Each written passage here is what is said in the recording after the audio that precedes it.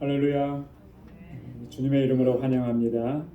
이제 우리 마음과 뜻과 정성을 다해서 아버지 하나님께 예배드리겠습니다.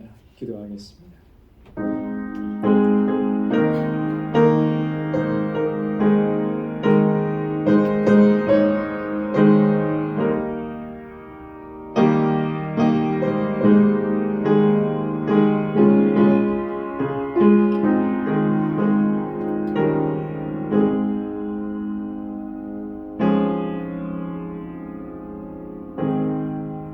주 여호와여, 주는 나의 소망이시요 나의 어릴 때부터 의지시라. 내가 모태에서부터 주의 붙드신 바 되었으며 내 어미 배에서 취하여 내신 바 되었사오니 나는 항상 주를 찬송하리이다. 나는 무리에게 이상함이 되었사오나 주는 나의 견고한 피난처시오니 주를 찬송함과 주를 존숭함이 종일토록 내 입에 가득하리이다. 아멘. 은혜가 풍성하시고 자비하신 여호와 하나님 아버지, 성의로 지난 3일 동안도 저희들을 지켜주시고 주님의 선하신 능력의 손길로 우리를 보호해 주셨다가 오늘 이 저녁에 다시금 주님 앞에 나아올 수 있도록 우리의 발걸음 인도해 주시고 이 시간 하나님께 예배 드릴 수 있도록 주님 역사해 주시니 감사합니다. 우리의 허물과 죄악 하나님 주님 앞에 고백합니다. 주님 용서하여 주옵소서. 거룩한 백성으로 살아갈 수 있도록 주님의 긍휼과 자비를 베풀어 주옵소서.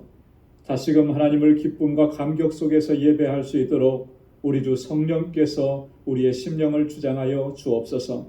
이 시간 온전히 주님만을 바라보고 하나님의 임재만을 사모하며 주님 앞에 나아가는 저희들 되게 하여 주옵소서. 우리의 예배를 받아 주옵소서. 주님의 평강으로 덧입혀 주옵소서. 예수님의 이름으로 기원하옵나이다. 아멘. 전능하사 천지를 만드신 하나님 아버지를 내가 믿사오며 그 외아들 우리 주 예수 그리스도를 믿사오니 이는 성령으로 잉태하사 동정녀 마리아에게 나시고 본디오 빌라도에게 고난을 받으사 십자가에 못 박혀 죽으시고 장사한 지 사흘 만에 죽은 자 가운데서 다시 살아나시며 하늘에 오르사 전능하신 하나님 우편에 앉아 계시다가 저리로서 산 자와 죽은 자를 심판하러 오시리라. 성령을 믿사오며 거룩한 공예와 성도가 서로 교통하는 것과 죄를 사하여 주시는 것과 몸이 다시 사는 것과 영원히 사는 것을 믿사옵나이다. 아멘. 이 시간 찬양으로 하나님께 영광 돌리겠습니다. 크신 주께 영광 돌리세.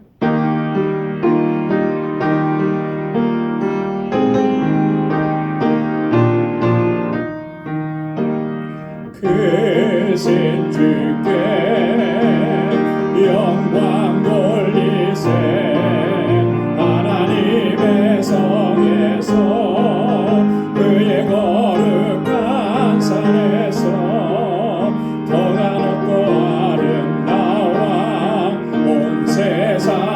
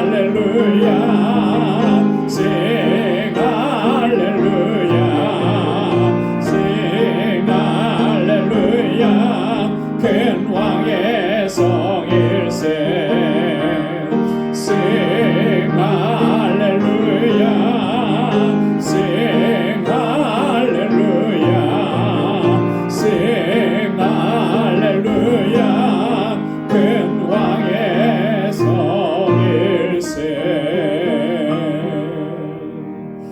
아멘. 하나님께 모든 영광 올려드립니다. 슬픈 마음 있는 사람 우리 박수하면서 힘차게 찬양하겠습니다.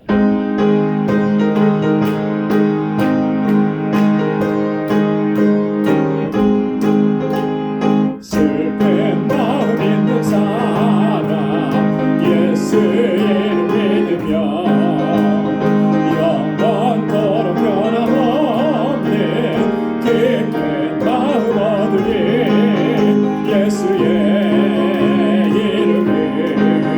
세상의 소망이요 예수의 이름이 전국의 기쁨일세 거룩하신 주의 이름 너의 방패 삼아라 환난 시험 당할 때에 주께 기도드려라 예수의 세상의 소망이요 예수의 이름이 전국의 기쁨일세 존귀하신 주의 이름 우리 기쁨되도다 주의 품에 안길 때에 기뻐 찬송 부르리 예수의 이름이 세상의 소망이요 예수의 이름이 전국의 기쁨일세 우리 갈 길 나간 후에 보좌 앞에 나가 왕께 경배하며 멸류관을 드리리 예수의 이름이 세상의 소망이요 예수의 이름이 전국의 기쁨일세 우리 갈 길 나간 후에 보좌 앞에 나가 왕께 경배하며 멸류관을 드리리 예수의 이름이 세상의 소망이요 예수의 이름이 전국의 기쁨일세 예수의 이름이 전국의 소망이요 예수의 이름이 전국의 기쁨일세 아멘. 주님의 이름이 우리의 소망이고 우리의 기쁨인 줄로 믿습니다. 구주와 함께 나 죽었으니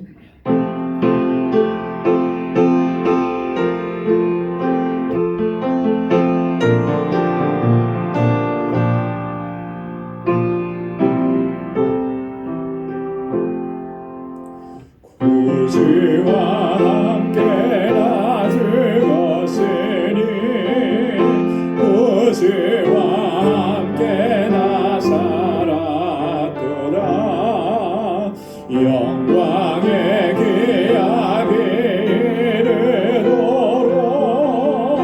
언제나 주만 알아봅니다 언제나 주는 날 사랑하사 언제나 새 생명 주시나니 영광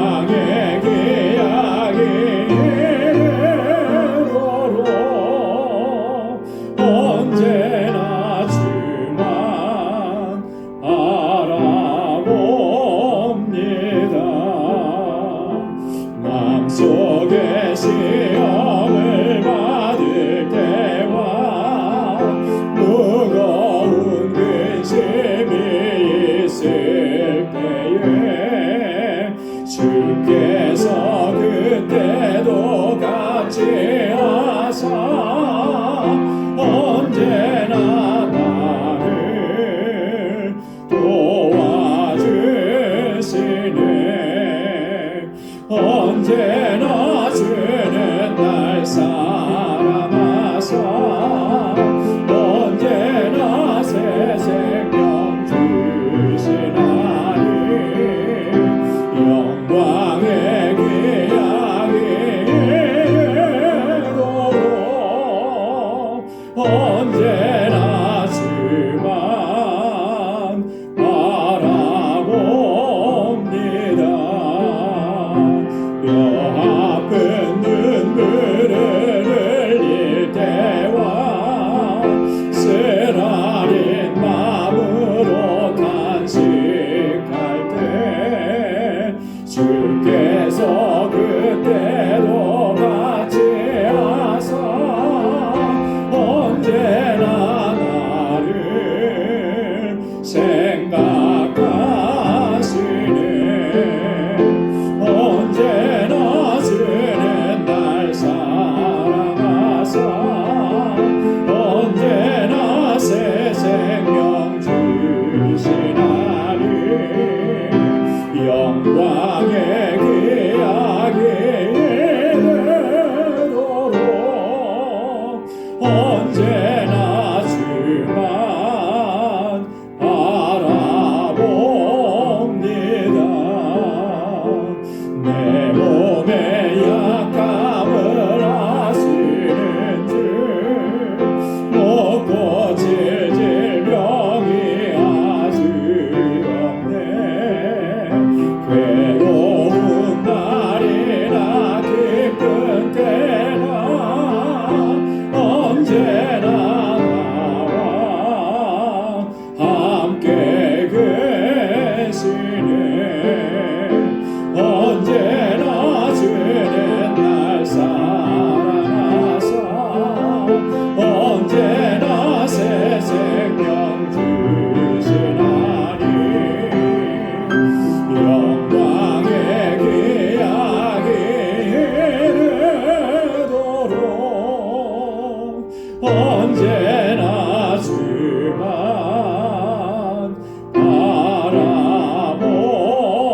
바라봅니다.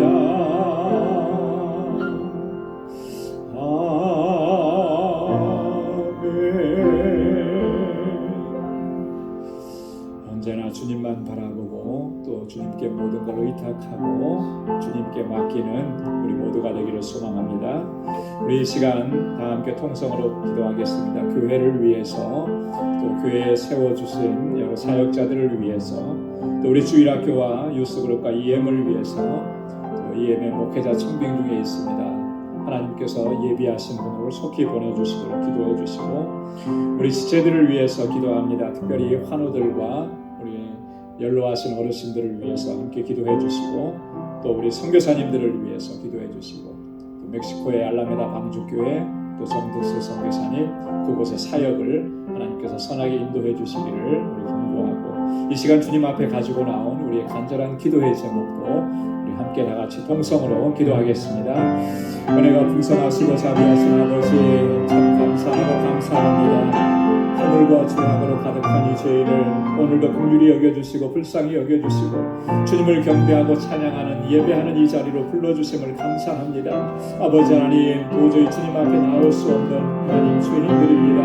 주님 이렇게 불쌍히 여기시고 주의 긍휼과 자비를 베풀어 주시고 주님의 선하신 능력의 손길로 하나님 우리를 붙잡아 주시고 아버지 주의 보혈로 나를 씻어주시니 감사합니다. 이제는 아버지 하나님 거룩한 하나님의 백성과 함께 살아갈 수 있게 하시고 늘 하나님을 찬양하고 주의 이름을 높이며 주님의 영광을 위해서 살아가는 저희들 되게 하여 주옵소서. 다시는 죄악 가운데 머물지 않게 하시고 아버지 거룩하게 하신 하나님의 뜻 안에 머무는 저희들 되게 하여 주옵소서. 오 하나님 아버지 이 시간 마음을 같이 하고 뜻을 같이 하고 주님께 간구하옵는 것은 아버지께서 세워주신 우리 방주재단 하나님 지난 23년 동안 하나님께 같은 은혜 베풀어 주시고 귀한 역사 이루시고 하나님 여기까지 인도해 주심을 감사합니다. 정말 아버지 믿음의 역사와 사랑의 수고와 소망의 인내로 소문난 교회가 되게 하시며 세상을 향하여서 구원의 방주로서의 사명을 잘 감당하는 아버지 하나님 귀한 교회 공동체가 되도록 도와주시고 아버지 하나님 세워주신 하나님의 귀한 종들 주의 신실한 일꾼들에게 능력과 권능으로 함께하여 주옵소서. 아버지 하나님 주님을 섬기는 일에 언제나 최선을 다하게 하시고 주님 앞에 충성된 종으로 서게 하여 주옵소서. 겸손하게 주님 앞에 서게 하시고 온전한 믿음으로 주님 앞에 설 수 있도록 도와주옵시고 그 수고와 헌신과 아버지 그 눈물과 땀과 기도를 하나님 기억해 주셔서 아버지 하나님 이 방주재단이 정말 하나님 모시기 아름답고 귀하게 아버지 세워져 갈 수 있게 하시고 모든 지체들을 아름답게 섬겨가는 주의 신실한 종들이 되게 하여 주시옵소서. 아버지 하나님 각 기관들마다 하나님 놀라운 도움의 역사가 아버지 일어나게 도와주시고 모이기를 힘쓰는 저희들 되게 하시고 한 마음과 한 뜻이 되도록 역사하여 주옵소서. 진정한 사랑의 공동체로 견고하게 서게 하셔서 아버지 하나님 세상에서 상처 입은 영혼들이 주님 앞에 나와서는 이 앞에 와서는 아버지 깨끗하게 치료함을 받는 놀라우신 은혜의 역사가 날마다 풍성하게 일어나게 도와주시고 무엇보다도 하나님 영혼 구원의 귀한 사명을 잘 감당하게 하셔서 정말 하나님께서 찾으시는 영혼들로 이 자리를 가득히 채울 수 있도록 인도하여 주시옵소서. 특별히 아버지 하나님 우리 믿음의 권속들의 가정을 주님께서 기억해 주시고 주님의 평강을 더하여 주옵시고 놀라우신 주님의 구원의 역사를 허락하여 주옵소서. 아직도 주님을 영접하지 아니하는 우리의 사랑하는 형제와 자매와 식구들 하나님 구원의 놀라우신 은총을 베풀어 주옵소서. 그리하여 하나님 온 식구가 함께 주님을 예비하고 경배하고 찬양하는 아버지 주의 백성들이 되게 하여 주옵소서. 아버지 하나님 이곳에서 자라나는 어린 심령들과 학생들 우리 청년들 붙잡아 주시고 저들이 정말 말씀 안에 견고하게 서고 진실되게 하나님을 경외하게 하시고 그리하여 정말 하나님 앞에서 귀한 믿음의 일꾼들로 설 수 있도록 도와주시며 아버지 저들을 위해서 늘 애쓰고 수고하는 우리 모든 교사들에게 하나님의 은혜와 능력과 권능을 덧입혀 주시며 또한 아버지 하나님 귀한 종을 아버지 청빙 중에 있사오니 아버지 하나님 예비하신 종을 속히 보내어 주셔서 우리 사랑하는 주의 청년들을 하나님 말씀으로 양육할 수 있도록 은혜 베풀어 주옵소서. 육신이 연약한 지체들을 위해서 기도합니다. 주님의 손으로 만져주시고 주님 치료하여 주시옵소서. 우리의 모든 염려와 걱정과 근심은 다 주님께 맡기게 하여 주시고 주님의 선하신 인도하심을 따라가는 주의 백성들이 되게 하여 주옵소서.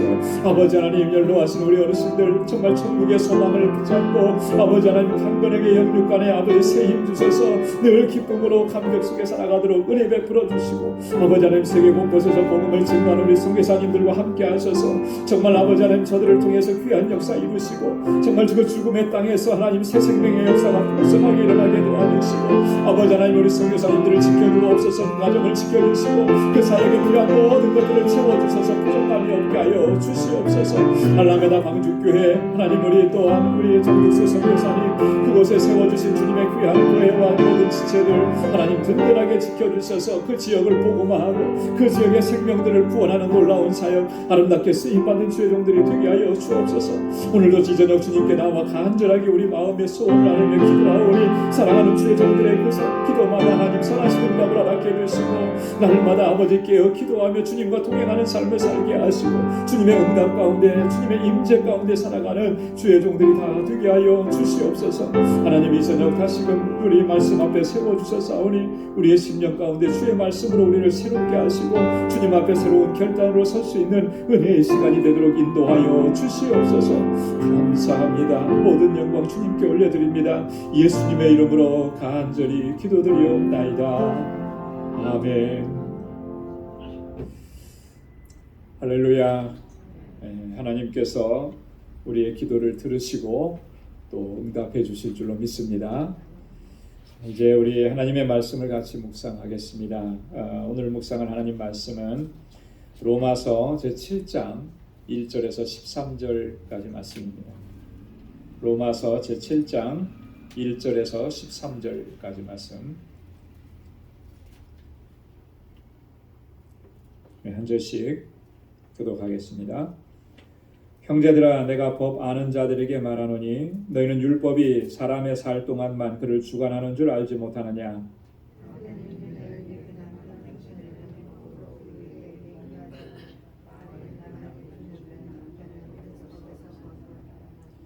그러므로 만일 그 남편 생전에 다른 남자에게 가면 음부라 이르되 남편이 죽으면 그 법에서 자유케 되라니 다른 남자에게 갈지라도 음부가 되지 아니하느니라.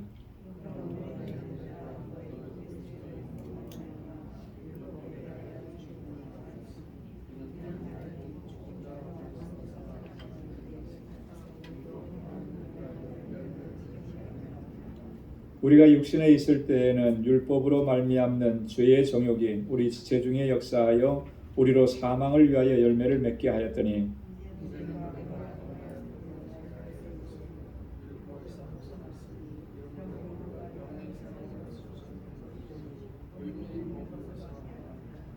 그런즉 우리가 무슨 말하리요? 율법이 죄냐? 그럴 수 없느니라.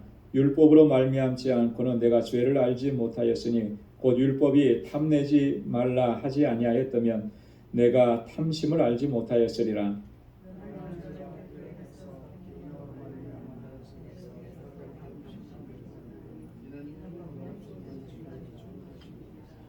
전에 법을 깨닫지 못할 때에는 내가 살았더니 계명의 이름에 죄는 살아나고 나는 죽었도다.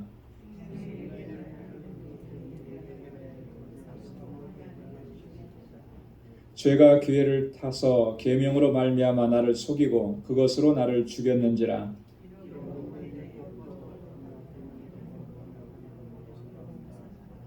다 함께요. 그런즉 선한 것이 내게 사망이 되었느뇨? 그럴 수 없느니라. 오직 죄가 죄로 드러나기 위하여 선한 그것으로 말미암아 나를 죽게 만들었으니 이는 계명으로 말미암아 죄로 심히 죄되게 하려 함이니라. 아멘. 오늘 로마서 7장의 말씀을 전반부의 말씀을 같이 묵상할 건데요. 우리 지난주에 그 로마서 6장 12절부터 23절까지의 말씀을 같이 묵상하면서 우리 그리스도와 연합한 자의 삶의 자세는 어떠해야 하느냐라고 하는 부분을 또 다루었었습니다. 어떤 삶이 되어야 되느냐, 어떤 자세로 우리가 살아가야 되는가. 그 죄가 우리 안에서 왕노릇하지 못하도록 그렇게 해야 된다라고 권고했죠. 또 우리 자신을 하나님께 의의 병기로 드리라. 불의의 병기로 죄에게 드리지 말고 의의 병기로 우리 자신을 하나님께 드려야 된다. 그리고 우리는 법 아래 있지 않고 이제는 은혜 아래 있다 그랬습니다. 은혜 아래 있는 자답게 살아야 한다라고 하는 거죠. 여러분, 은혜 아래 있는 자는 죄에 거할 수가 없다라고 하는 거예요. 그죠? 어떤 궤변론자들이 은혜를 더하게 하려고 죄에 거하는 것이 낫지 않느냐 이렇게 얘기해도 그럴 수가 없다라고 하는 것이죠. 그래서는 안 된다라고 하는 거예요. 은혜 아래 있는 사람은 항상 하나님께 감사하면서 살아야 하는 것이고요. 그죠? 그 은혜를 생각하면 감사한 것뿐이잖아요. 그죠? 은혜를 기억하지 못하면 감사가 자꾸 사라지는 거예요. 하나님께서 내게 베풀어 주신 은혜, 그것을 늘 기억하는 사람은 감사하지 않을 수가 없는 거죠. 또 그렇게 감사하면서 사는 사람은 항상 나를 거룩하게 하신 그 하나님의 뜻을 좇아서 거룩하게 하심을 지켜나가기를 힘쓰게 된다라고 하는 것이죠. 이런 것을 우리가 지난주에 함께 말씀을 묵상을 했습니다. 자, 오늘 본문의 말씀은 우리가 율법의 정죄로부터 자유함을 얻었다라고 하는 주제를 가지고 오늘 우리에게 또 바울은 하나님의 말씀을 증거합니다. 그래서 본문은 크게 보면 이제 두 부분으로 나눠져 있는데요. 1절부터 6절까지는 율법의 정죄로부터 우리가 자유를 얻었다. 그리고 7절부터 13절까지는 그럼 율법의 역할이 뭐냐? 율법은 우리로 하여금 죄를 깨닫게 하는 그런 역할을 한다. 그래서 율법은 우리의 죄를 깨닫게 하는데 깨닫는 것으로만 그치게 하는 것이 아니고 이 죄의 문제가 나에게 얼마나 심각한지를 깨닫게 해서 구원의 길로 나를 인도해 주는 그것이 바로 율법의 역할이다라고 하는 것을 오늘 본문을 통해서 증거합니다. 자, 그러면 우리 한 절씩 보면서 같이 보겠습니다. 첫째, 율법의 정죄로부터 자유함을 얻었다 그랬는데요. 그러니까 1절 말씀에 보면 형제들아 내가 법 아는 자들에게 말하노니 너희는 율법이 사람의 살 동안만 그를 주관하는 줄 알지 못하느냐 이렇게 시작합니다. 자, 법아는 자들에게 내가 말하노니 율법은 언제 동안만 그 사람을 주관한다고요? 사람이 살아있을 동안에만. 이 법의 구속력이라고 하는 것은 산 사람에게 구속력이 있는 것이지 죽은 사람에게는 그 법의 구속력이 생깁니까? 없어요. 그죠? 우리가 살아가는 이 사회 속에서 현행법도 보면은 그 사람이 살아있을 때 죄를 묻는 거죠.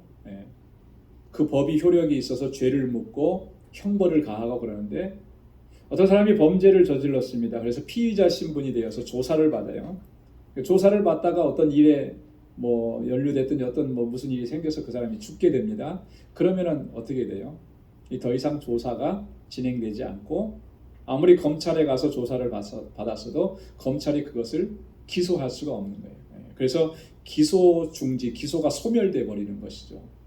법이라고 하는 것이 그렇다라고 하는 거예요. 그래서 죽은 자는 그 죽음으로써 이 모든 법적 요구로부터 자유하게 되는 것입니다. 죽었으니까 더 이상 그 죄에 대해서 법으로 이렇게 묻지를 않는다라고 하는 거예요. 그걸 지금 얘기하는 거예요. 율법은 사람의 살 동안만 그를 주관한다. 죽으면은 그를 주관하지 못해. 왜 바울이 지금 이렇게 이 이야기를 서두에 하느냐면 그 뒤에 우리가 율법으로 말미암아 정죄함을 받는 것이 왜 그 율법으로 정죄함을 받았던 그런 것들에서부터 우리가 자유함을 얻을 수 있느냐, 어떻게 그걸 설명해 주려고 그렇게 하는 것입니다. 그러면서 2절과 3절에 보니까 한 가지 비유를 예를 듭니다. 한 가지 비유를 들어서 설명을 하는데 이게 부부관계에 대한 비유예요. 부부관계에 있어서 어떤 그런 일들이 있는가. 자, 2절에 보면 남편 있는 여인이 그 남편 생전에는 법으로 그에게 매인 바 되나 만일 그 남편이 죽으면 남편의 법에서 벗어났느니라. 그렇죠, 그죠? 당시 유대 사회에는 철저한 가부장적인 남성 위주의 사회였습니다. 그 시대의 문화나 어떤 생활 풍습을 보면 아내는 철저하게 남편에게 종속되어 있었습니다. 그래서 아내가 스스로 능동적으로 뭘 이렇게 할 수가 없어요. 예를 들어서 이혼을 한다 그러면 남편이 이혼을 할 수가 있는 것이지 아내가 능동적으로 남편과 이혼을 요구하거나 그렇게 할 수가 없어요. 그게 그 시대의 풍습이고 그 시대의 어떤 생활상이었습니다. 신명기 24장 1절에서 4절 말씀도 보면 그 시대상을 잘 보여주면서 근데 근동 지방 그 이스라엘 주변에 있는 모든 국가들에서 다 그런 현상들은 동일하게 나타나고요. 뭐 우리나라도 예전에 뭐 고려 시대, 뭐 조선 시대 다 그랬잖아요, 그죠?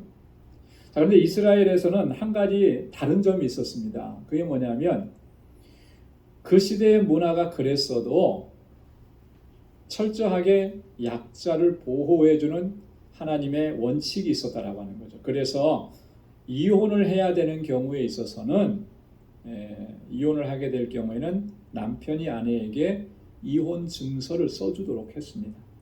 그래서 이 아내가 비록 이혼을 당했지만 그러나 사회 속으로 돌아가서 어떤 그 불이익을 당하지 않도록 그렇게 그런 어떤 보장을 해주는 것이 바로 이혼 증서를 써주는 것이었습니다. 그렇게 해서 이렇게 좀 보호를 받을 수 있도록.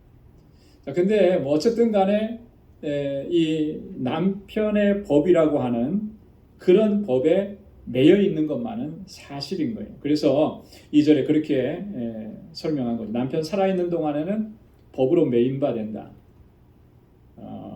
법적 관계가 있다라고 하는 거예요. 그러나 남편이 죽으면 어떻게 되는 거예요? 그 남편의 법에서 벗어나게 된다라고 하는 것이죠. 자유하게 된다라고 하는 거예요. 묶일 것이 없는 거예요. 남편이 살아있는 동안에는 내가 묶여 있지만 남편이 죽고 나면 그러면은 자유하게 된다라고 하는 것을 얘기합니다. 그래서 남편 생전에 다른 남자에게 가면 그건 뭐예요?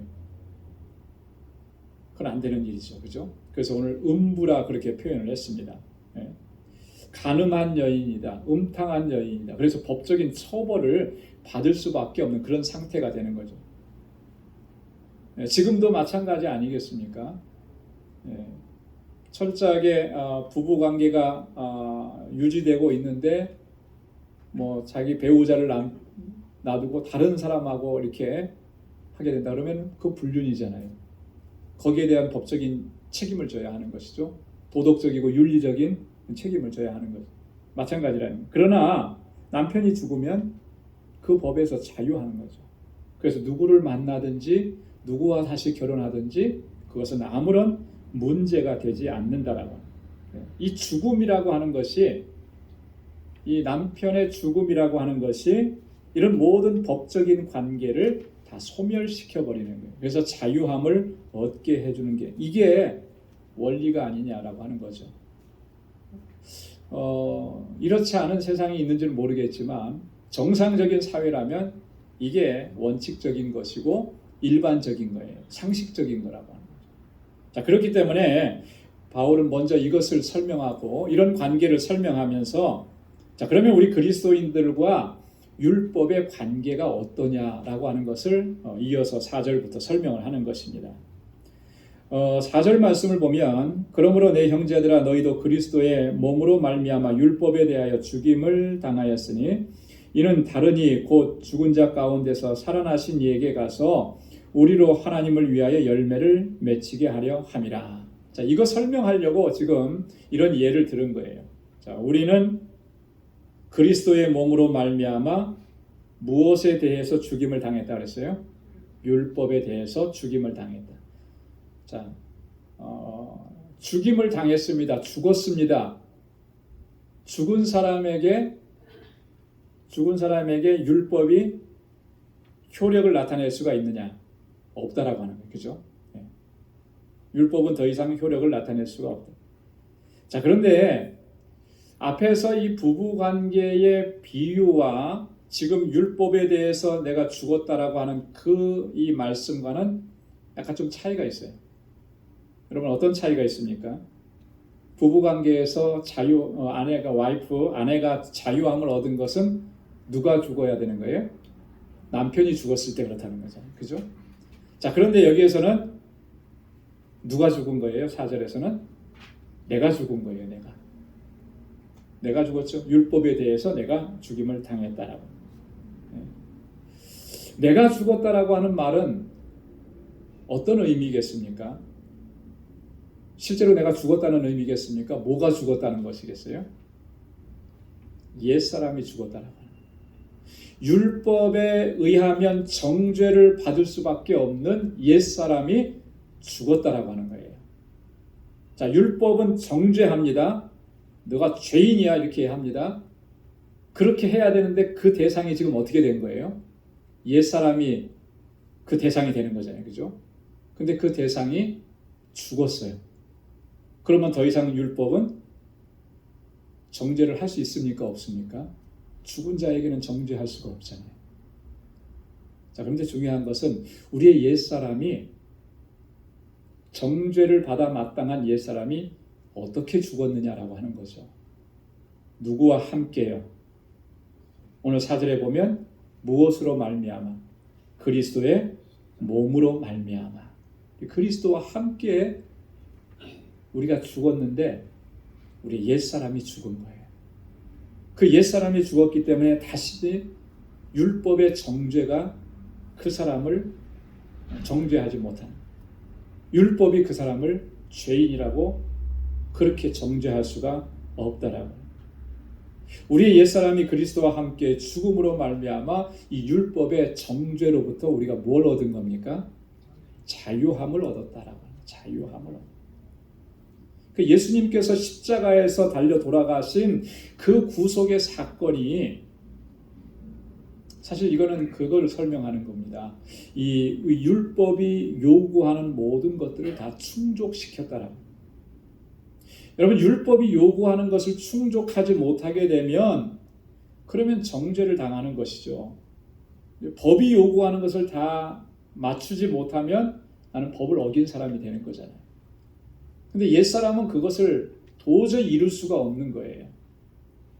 그래서 예수님께서 십자가에 달려 돌아가시면서 우리의 그 옛사람을 함께 죽이신 거죠. 죽게 하는 거죠. 그리고 우리를 그리스도 안에서 새롭게 태어나게 하십니다. 그래서 더 이상 율법이 정죄하지 못하도록 하나님께서 주신 의로 우리를 새로운 피조물로 만들어 주셨다라고 하는 것입니다.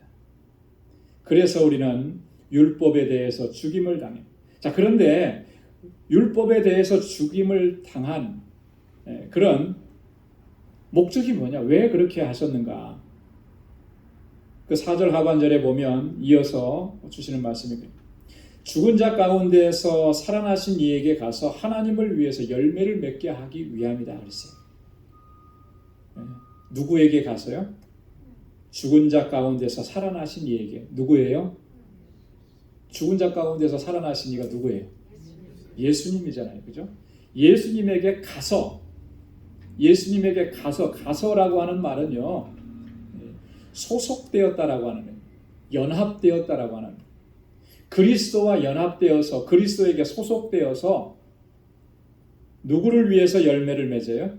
하나님을 위해서, 하나님의 영광을 위해서 열매 맺게 하시기 위해서 우리를 그렇게 율법에 대해서 죽임을 당하게, 율법의 정죄로부터 자유하게 하셨다라고 하는. 그래서 예수 그리스도의 구속의 은혜를 입은 우리는 항상 하나님의 영광을 위해서 살아야 합니다. 하나님의 영광을 위해서 열매가 맺혀지는 삶을 살아야 합니다. 성령의 열매, 빛의 열매, 거룩한 삶의 열매, 그 열매가 맺혀지도록 하시기 위해서 주님께서 나와 함께 십자가에 달려 돌아가셔서 죽으시고, 그래서 우리 옛사람을 죽게 하셨고 우리에게 의롭다 하심을 옷 입혀 주셨다라고 하는 것입니다. 자, 그래서 5절에 보니까 우리가 육신에 있을 때에는 율법으로 말미암는 죄의 정욕이 우리 지체 중에서 역사하여 우리로 사망을 위하여 열매를 맺게 하였더니, 자, 육신에 있을 때에는 어떤 열매를 맺었다 그랬냐면 사망을 위해서 열매를 맺었다 그랬습니다. 여러분, 육신에 있을 때라고 하는 것은 우리가 그리스도를 알기 전이라는 거예요. 죄의 권세 아래서 우리가 종노릇하던 그런 상태에 있었을 때, 육적인 생활을 하고 있었을 때, 영어 성경에는 보면 죄에 물든 본성의 지배를 당하고 있었을 때, 옛사람의 모습이잖아요. 그때는 우리가 열매 맺는 것이 다 뭐냐면 사망을 위한 열매예요. 우리가 하는 모든 일들이 다 사망을 초래하는 그런 일들을 행하고 있었다라고 하는 거예요. 그래서 여기 보면 율법으로 말미암는 죄의 정욕이 우리 지체 중에서 역사한다. 죄의 정욕이 우리 지체 중에서 역사한다. 율법은 우리 죄를 깨닫게 해주는 그런 역할을 하는데, 그럼에도 불구하고 본성이 뭐냐면 더 죄를 짓고자 하는 그런 부패한, 타락한 그런 본성을 가지고 살아왔었다라고 하는 거예요. 여기 표현해 보면 죄의 정욕이 우리 지체 중에서 역사한다 그러는데요, 너무나 정확한 표현인 것 같아요. 여러분, 우리가 죄를 짓는 모습을 보면 우리의 지체가 죄를 지어요. 그죠? 우리의 몸으로 죄를 짓는 거예요. 눈으로 봅니다. 그리고 마음에 탐욕을 품어요. 그러면 몸이 움직입니다. 그죠? 손은 손대로 움직이고 발은 발대로 움직이는 거예요. 가만히 있지 않습니다. 발이 움직여서 그 자리까지 가고 손이 움직여서 그것에 손을 대고, 그러니까 이런 죄의 정욕에 이끌려서 우리의 지체가 그 죄의 이끌림을 받는 거예요. 그런 삶이었다는 거죠. 언제는 우리가 육신에 있을 때에는, 예전에는. 그러나 6절에 보니까 이제는 어떻냐? 이제는 어떻게 되었다 그랬습니까? 이제는 우리가 얽매였던 것에 대하여 죽었으므로 율법에서 벗어났으니 이러므로 우리가 영의 새로운 것으로 섬길 것이요 의문의 묵은 것으로 아니할지니라. 자, 이제는 얽매였던 것에서 죽었다. 뭐에 대해서 죽었다 그런 거예요? 율법에 대해서. 율법의 정죄로부터 우리가 자유함을 얻었다. 율법에서 그래서 벗어났다라고 하는 거예요. 율법에 사로잡혀 있었지만 이제는 우리가 죽었기 때문에, 옛사람이 죽었기 때문에 그 제약에서부터 벗어났다, 그런 의미입니다. 그리스도의 죽으심과 함께 우리는 율법에 대해서 죽임을 당했기 때문에 더 이상 율법의 정죄를 당하지 않는다라고 하는 그런 의미가 되는 것입니다. 여러분, 그런 존재가 되었으면 이제는 무엇을 위해서 살아가야 하느냐? 영의 새로운 것으로 섬겨야 된다라고 하는 것을 말씀합니다. 영의 새로운 것을. 성령의 새롭게 하시는 능력으로 그것을 능력을 덧입고 하나님을 섬기는 삶으로 나아가야 한다. 영의 새로운 것. 하나님께서 우리의 영을 새롭게 하시고 예수 그리스도의 십자가의 보혈이 우리를 거룩하게 하시고 의롭게 하셨기 때문에 이제는 정말 새롭게 하시는 능력을 덧입고 성령 안에서 하나님을 섬기고 주님의 영광을 위해서 살아가야 된다라고 하는 것을 이야기합니다. 그래서 바울은요, 바울 서신서 곳곳에서 우리가 성령 안에서 행해야 한다라고 하는 것. 우리가 그리스도로 말미암아 새로운 피조물이 되었으면 성령의 이끄심을 따라서, 인도하심을 따라서 성령이 주시는 능력 안에서 그렇게 하나님을 섬겨야 된다라고 강조하고 또 강조합니다. 갈라디아서 5장 16절에 보면 내가 이르노니 너희는 성령을 쫓아 행하라 그리하면 육체의 욕심을 이루지 아니하리라, 그렇게 말씀합니다. 무엇을 쫓아 행하라 그랬습니까? 성령을 쫓아 행하라. 성령의 충만함을 구하라는 거예요. 성령이 이끄시는 대로 순종하면서 살아가요. 자, 그러면 뭐를 이루지 않는다 그랬습니까? 육체의 욕심을 이루지 않는다는 거예요. 육신의 정욕을 따라가는 삶을 거부할 수 있다라고 합니다. 여러분, 우리가 이 육신의 정욕적인 삶을 거부하고 물리칠 수 있는 그런 힘과 능력이 내 의지와 내 결단에 있는 것이 아니라 성령께서 우리 안에서 충만하게 역사하셔야만 그걸 이겨낼 수가 있는 거예요. 우리 많이 결단하지만 우리의 의지나 결단이라고 하는 것이 얼마나 연약하냐면 지금 내가 그렇게 결단했어도 조금 지나고 나서 그런 유혹이 오면 쉽게 무너져 내리는 것이 우리의 의지력이라고 하는 거예요. 그러나 성령께서 그를 완전히 사로잡으시고 그 안에서 역사하시면 그것은요, 어떠한 유혹도 능히 감당하고 이겨내고 물리치고 또 승리의 삶을 살아가는 줄로 믿습니다. 그래서 우리가 성령에 사로잡히는 것이 중요해요. 성령께서 나를 온전하게 사로잡으셔서 그 능력 안에 나를 붙들어 주시고 이 육신의 정욕적인 삶을 이겨나갈 수 있도록 성령께서 나를 인도해 달라고 우리가 늘 부르짖고, 사실 그래서 성령의 충만함을 구해야 하는 것입니다. 죄와 싸우고 육적인 싸움과 싸우고 그리고 어떤 이 영적 전쟁에서 우리가 승리의 삶을 살아요. 여러분, 우리가 성령의 충만함을 구하는 것이 어떤 나를 드러내고 나를 자랑하려고 방언의 은사도 주시고 성령의 은사를 달라고, 여러분 그렇게 구해서는 절대로 안 됩니다. 우리의 영적인 싸움을 승리하게 하기 위해서. 그래서 성령께서 우리와 함께 하셔야만 승리의 삶을 살아갈 수가 있기 때문에, 그래서 주님 앞에 성령의 충만함을 구해야 할 줄로 믿습니다. 갈라디아서 5장 25절 26절에도 보면 만일 우리가 성령으로 살면 또한 성령으로 행할지니 헛된 영광을 구하여 서로 격동하고 서로 투기하지 말지니라. 여러분, 성령을 구하고 또 성령의 충만함 가운데 살아가면 이 헛된 영광을 추구하지 않게 되는 거예요. 허망한 것, 서로 격동시키고 서로 투기하고 이런 것들을 추구하지 않게 되는 거예요. 성령은 그런 걸 철저하게 배격하기 때문에, 그래서 우리가 성령의 충만함을 구하고 성령을 따라 살아가기를 늘 힘써야 하는 것입니다. 그래서 그 성령께서 우리를 이끄시는 대로 하나님을 섬기고 주님을 찬양하고 주님의 뜻하신 바를 이루어가야 한다라고 하는 것입니다. 자, 그 다음에 두 번째 단락에서 7절부터 13절까지는 자, 그러면 율법의 역할이 무엇이냐라고 하는 것을 좀 더 자세하게 설명하는데요. 율법은 죄를 깨닫게 한다라고 하는 것입니다. 자, 7절 말씀에 보면 그런즉 우리가 무슨 말하리요 율법이 죄냐 그럴 수 없느니라 율법으로 말미암지 않고는 내가 죄를 알지 못하였으니 곧 율법이 탐내지 말라 하지 아니하였다면 내가 탐심을 알지 못하였으리라. 율법이 죄냐? 율법은 결코 죄가 될 수가 없죠. 예, 율법은 죄가 될 수가 없죠. 율법은 선한 것입니다. 왜 선한 것입니까? 율법이 왜 선하죠?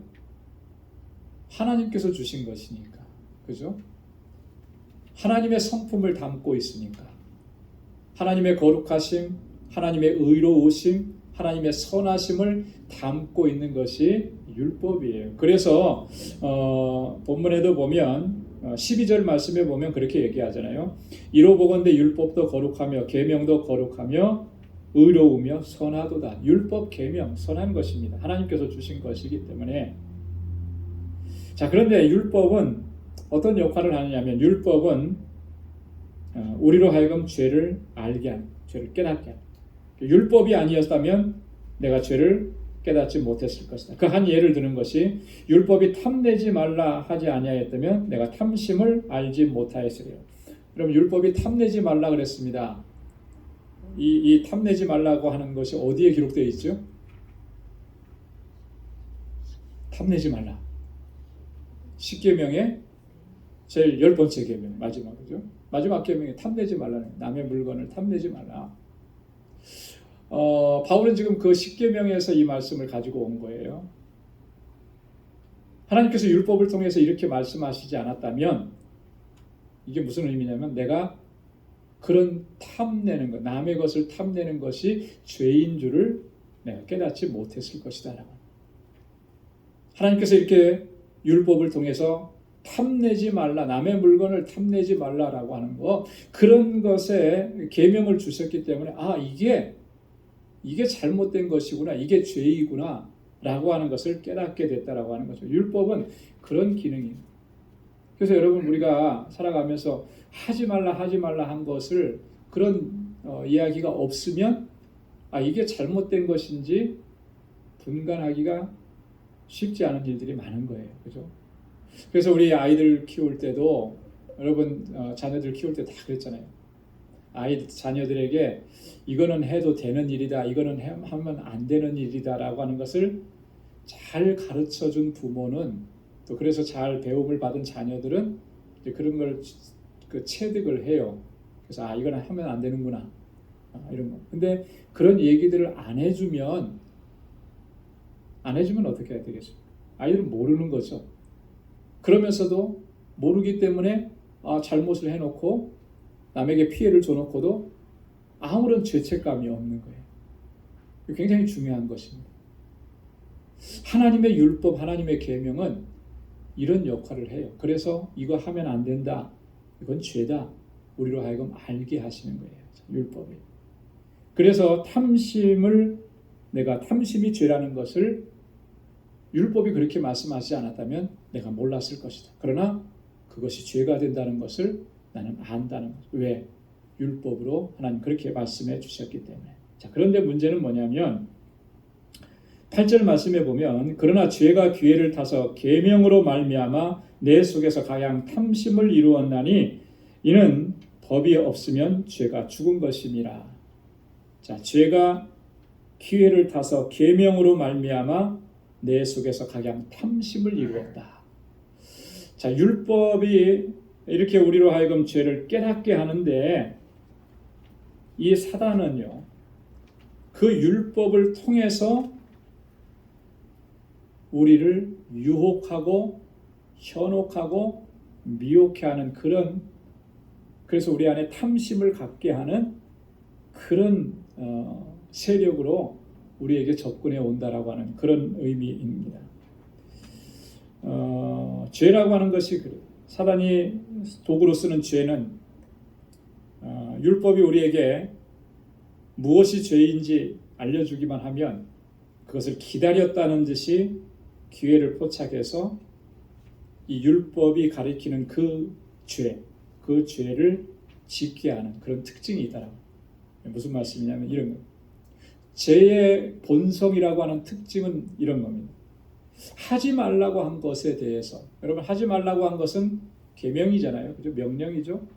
자, 그런데 이 죄의 본성은 그런 거예요.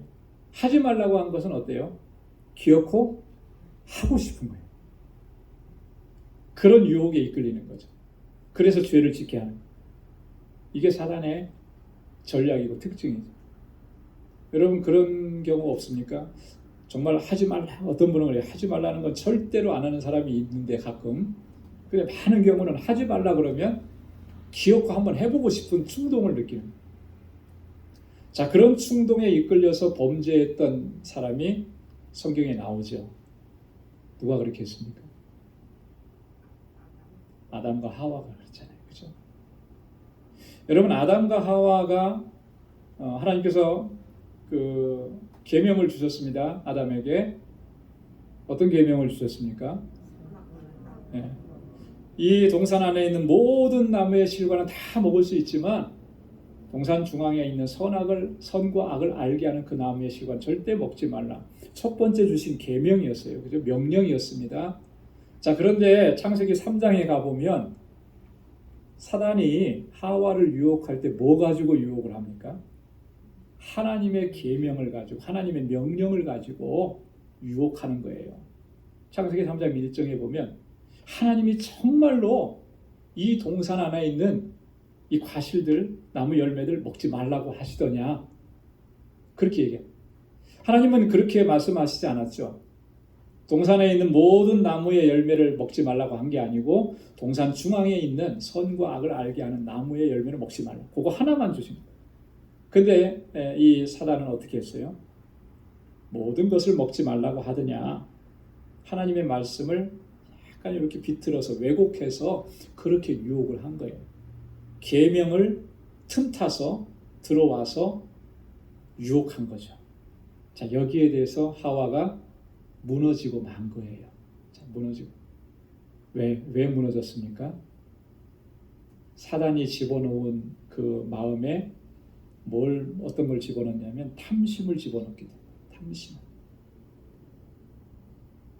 자, 그래서 그 창세기 3장 6절에 보니까 사단의 그 말을 듣고 탁 그 열매를 바라보니까 하와의 느낌이 어땠습니까? 보함직도 하고 먹음직도 하고 탐스럽게, 그죠? 이 마음에 탐심이 한번 딱 들어오니까 하나님의 말씀은 사라져 버리는 거예요. 하나님의 말씀은 거역, 그리고 그 욕망에 사로잡히는 거죠. 그래서 하나님의 말씀을 잊어버리고 범죄해요. 여러분, 이 죄라고 하는 것이 그런 특징이 있는 거예요.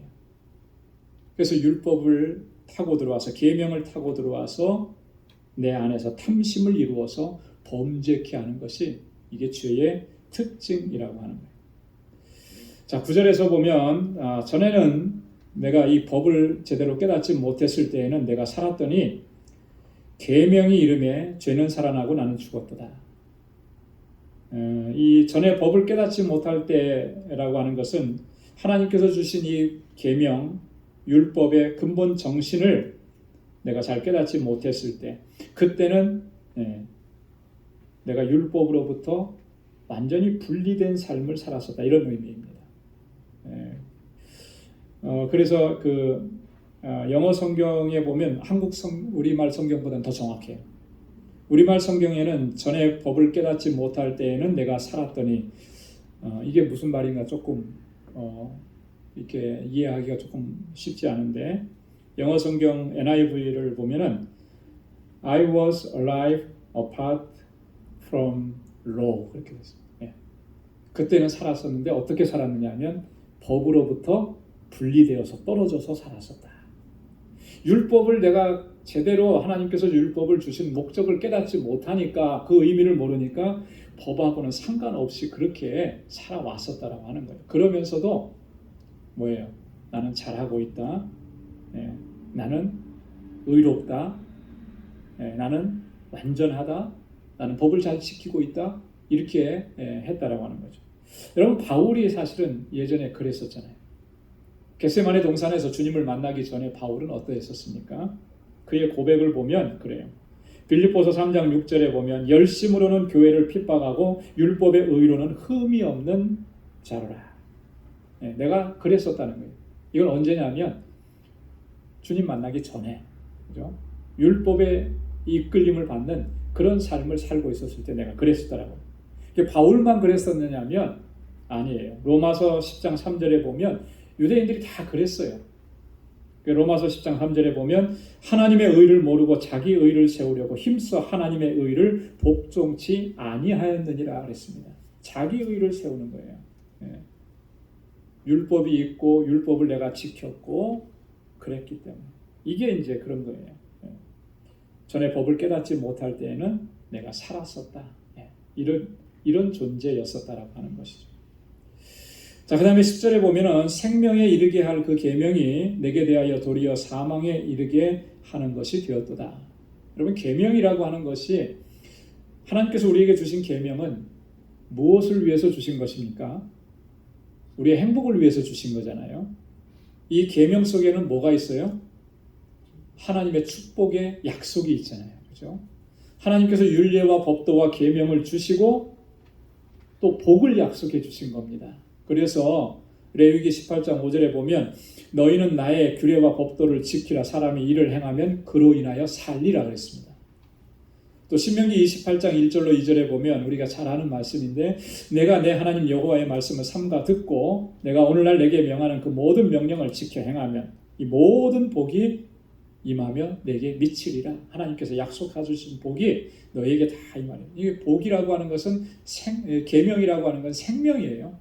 우리에게 복을 주시려고 하나님의 약속이 있는 것입니다. 자, 그런데 그것이 어떻게 나에게 도리어 사망에 이르게 하는 것이 되었는가? 여러분, 율법을 주신 목적이 뭡니까? 율법을 주신 목적은요, 철저하게 우리가 그 율법을 지킬 수 없다라고 하는 것을 깨닫게 하시는 거예요. 죄가 무엇인지 깨닫게 하시는 겁니다. 그래서 율법 안으로 들어가면 어떤 것을 우리가 느끼게 되느냐 하면 내 힘으로 할 수 있는 것이 아무것도 없다. 내 능력으로 할 수 있는 것이 아무것도 없다. 그거 깨닫게 해줘요. 그래서 궁극적으로 하나님으로 말미암는 그 구원의 길로 나아가도록 그렇게 이끌어 주려고 하는 것이 율법의 목적이라고 하는 거예요. 자, 그런데 그것을 우리가 깨닫지 못하면 어떻게 되겠습니까? 결국 내가 사망 안에 머무를 수밖에 없다라고 하는 그런 하나님으로 말미암는 구원의 길, 그 길은 누구를 통해서 우리에게 보여주셨습니까? 바로 예수 그리스도를 통해서 우리에게 보여주십니다. 그래서 그 십자가의 구속의 은혜로 나아갈 수 있도록 그렇게 이끌어주는 것이 바로 율법의 기능이고 역할이라고 하는 것입니다. 그래서 12절 아까도 말씀드린 것처럼 율법도 계명도 거룩하고 의롭고 선한 것이다 그랬습니다. 그렇잖아요? 율법이 왜 선합니까? 하나님의 성품을 담고 있기 때문에 그렇다고 했잖아요. 또 하나는 우리를 그리스도에게로 인도하기 때문에. 그래서 율법은 바울이 갈라디아서 3장 24절에서 율법은 뭐라 그랬어요? 몽학 선생이라. 우리를 그리스도에게로 인도하는 몽학 선생. 자, 율법 아래에서는 우리가 좌절하고 절망할 수밖에 없지만 그게 율법이 우리에게 주는 기능이지만 그 기능만 있는 것이 아니라는 거예요. 율법 안에 들어가면 들어갈수록 우리의 연약함과 우리의 부족함과 우리의 허물과 내가 할 수 없다는 것을 깨닫고 내가 죄인이라는 것을 깨닫고 이 문제를 해결해 줄 수 있는 그분을 찾게 되어 있다는 거예요. 그래서 율법을 바로 이해하는 사람은 그렇게 나아갈 수밖에 없는 거예요. 왜? 하나님께서 그렇게 섭리하시고 계획해 놓으셨기 때문에. 여러분, 우리가 성경을 읽다가 누가 그러시더라고요. 제일 성경 읽는데 어려운 부분이 뭐냐? 그러니까 레위기서. 레위기. 어떤 분이 강의하면서 창세기, 출애굽기, 레위기까지 오면 레위기가 된다고. 위기가 된다고. 이제 그렇게 얘기를 하시던데 사실 레위기는 제사법뿐만 아니고 모든 우리 그 하나님의 율례와 법도 계명들을 아주 자세하게 적어놨잖아요. 예. 그렇게 이제 법을 이렇게 만들어 놓고 계명을 주셨습니다. 그래서 그 계명들을 하나하나 이렇게 읽어 나가면 이걸 내가 어떻게 다 지킬 수가 있나? 하나님 어떻게 이걸 다 지키라고 이런 계명을 주셨을까? 어떤 면에서 보면 절망적이 그죠? 절망. 율법의 그런 계명들은 내가 그것을 다 지킬 수 없다라고 하는 것을 깨닫게 해주시는 거예요. 그래서 하나님의 은혜를 더 구하게 돼요. 베풀어 주신 그 은혜 안으로 가도록 우리를 이끌어 주는 겁니다. 그 은혜가 바로 예수 그리스도, 거저 주시는 은혜. 나를 위해서 죽으시고 나를 위해서 피 흘리셨다라고 하는 그 사실을 내가 믿음으로 받아들이는 그 사람들에게 거저 주시는 그 은혜 안으로 우리를 이끌어가는 것이 그게 율법의 또 하나의 역할인 것입니다.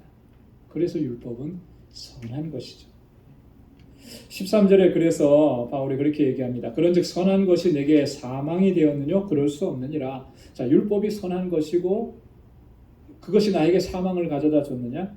그럴 수 없다라고 하는.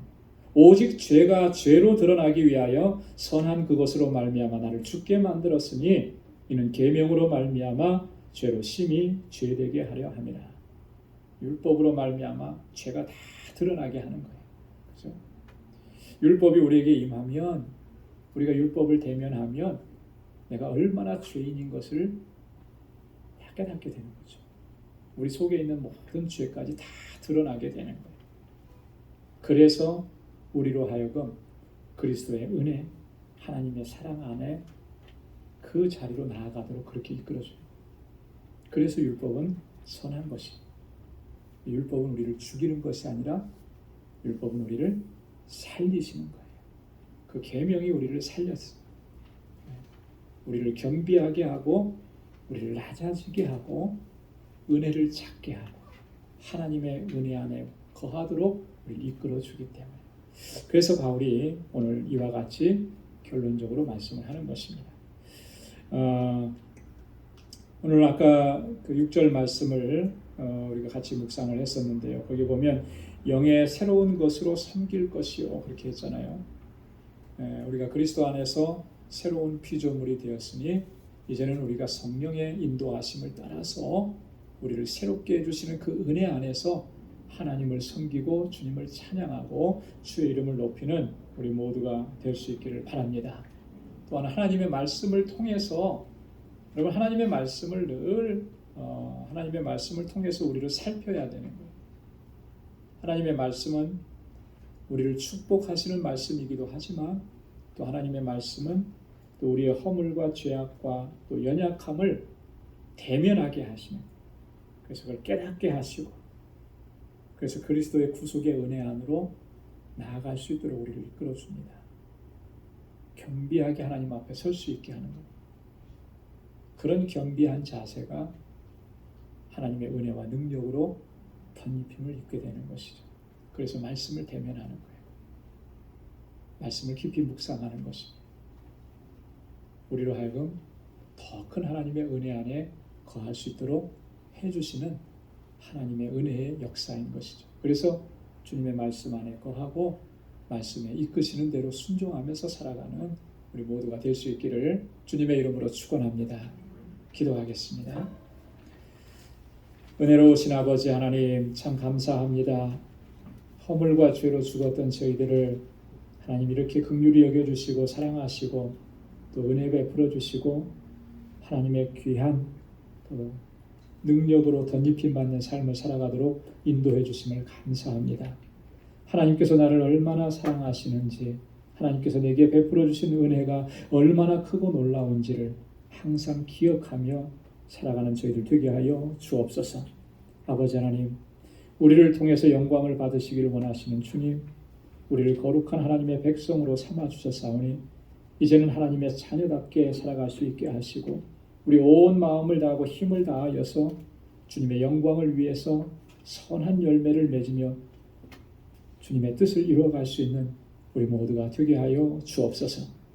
우리 사랑하는 권속들 한 사람 한 사람 또 가정에 주님의 평강을 더해 주시고 이 땅을 사는 동안에 늘 승리의 삶을 살아갈 수 있도록 주님의 권능의 발로 항상 붙들어 주옵소서. 우리 사랑하는 성도들의 가정과 또 저희의 손으로 하는 모든 일들과 직장과 생업의 터전을 늘 든든하게 지켜주시고 평강 가운데 인도하여 주옵소서.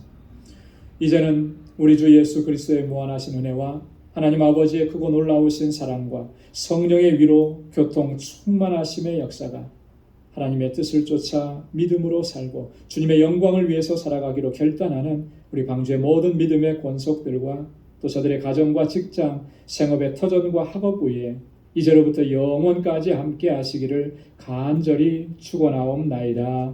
아멘.